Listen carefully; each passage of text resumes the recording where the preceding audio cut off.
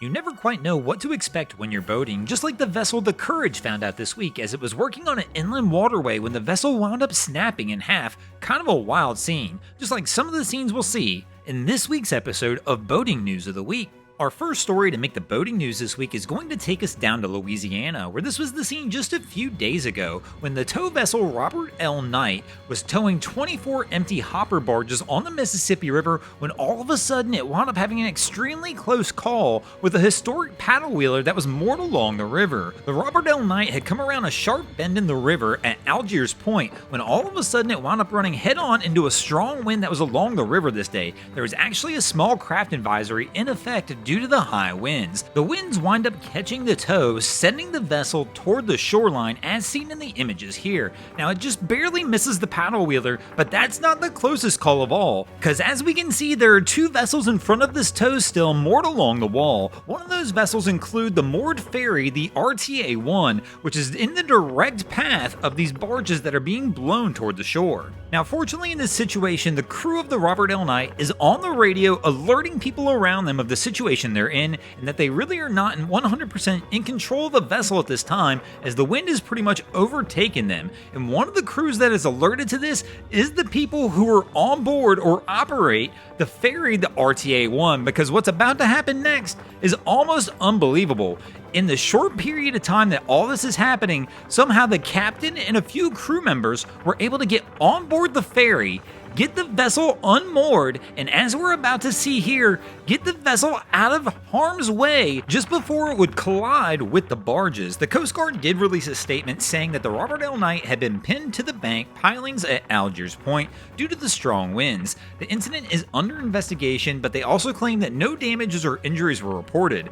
The Coast Guard also did release a statement thanking the ferry operator Labmar, their captain, and their crew, whose quick actions were the reason contact was not made by the barges that probably would have easily crushed the aluminum hull of the RTA-1.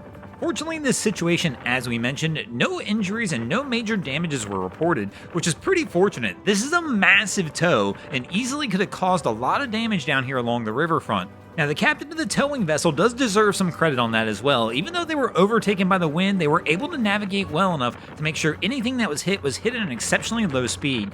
Our next story to make the boating news this week is going to take us over to Greece, where this was the scene just a few days ago as well, when the 30-meter Canary Navali yacht Y was attempting to move from an exposed pier in heavy winds to a safer location when all of a sudden a similar situation as our last story occurs, and the yacht is overtaken by the wind and winds up aground on the beach in Spetses. Crews quickly jump into action to try and get the vessel free from the beach before it starts to take on damage. Unfortunately, they're not successful in doing so due to the poor weather. As we're about to see here, the bow of the boat gets pushed against the concrete seawall and actually winds up taking damage from the seawall, and eventually the vessel does begin to take on water. The local Coast Guard, local divers, and two local tug vessels did attempt to get the boat off the beach but were unsuccessful during this poor weather. Once the weather cleared, they were able to use a floating crane to help get the vessel free. Unfortunately in this situation, as we mentioned, the vessel did take damage but no injuries were reported.